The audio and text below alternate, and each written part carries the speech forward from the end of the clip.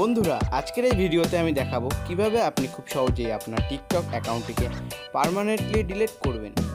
Hi friends, আপনারা দেখছেন কেবি take pro YouTube channel আর আমি আপনাদের বন্ধু কুলদীপ। তো চলুন সময় নষ্ট না করে আজকের এই ভিডিও স্টার্ট করা যাক।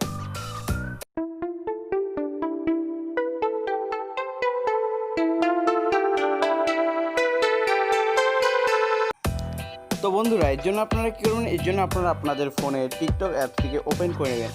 টিকটক অ্যাপটিকে ওপেন করার পর এই মি অপশানটিতে ক্লিক করবেন। এই মি অপশানটিতে ক্লিক করার পর এইখান থেকে উপরের দিকে এই থ্রি ডট অপশানটির উপর ক্লিক করবেন।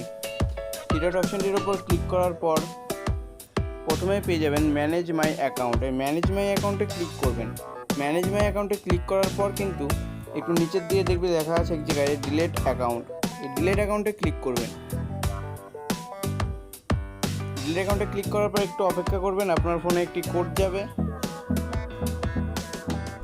তো এরপর আমাদের ফোনে একটি কোড আসলো, এই কোডটি আমি বসিয়ে দিচ্ছি।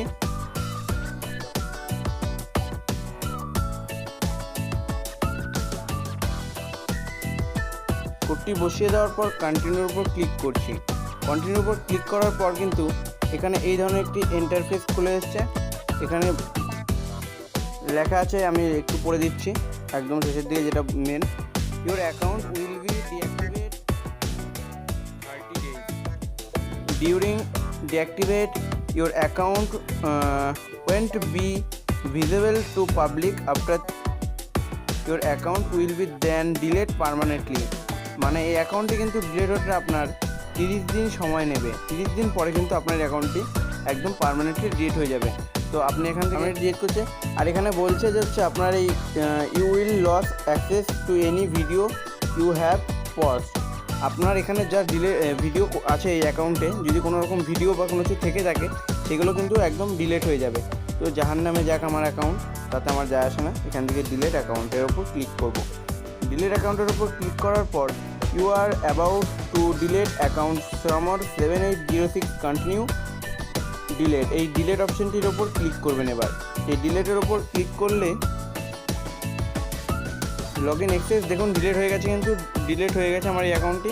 ডিলেট হওয়ার পর এখানে গেলে কিন্তু মিতে ক্লিক করলে কিন্তু এখান থেকে আর লগ ইন কোনো অপশান দিচ্ছে না, এখানে আবার সেই সিং ইন দেখাচ্ছে।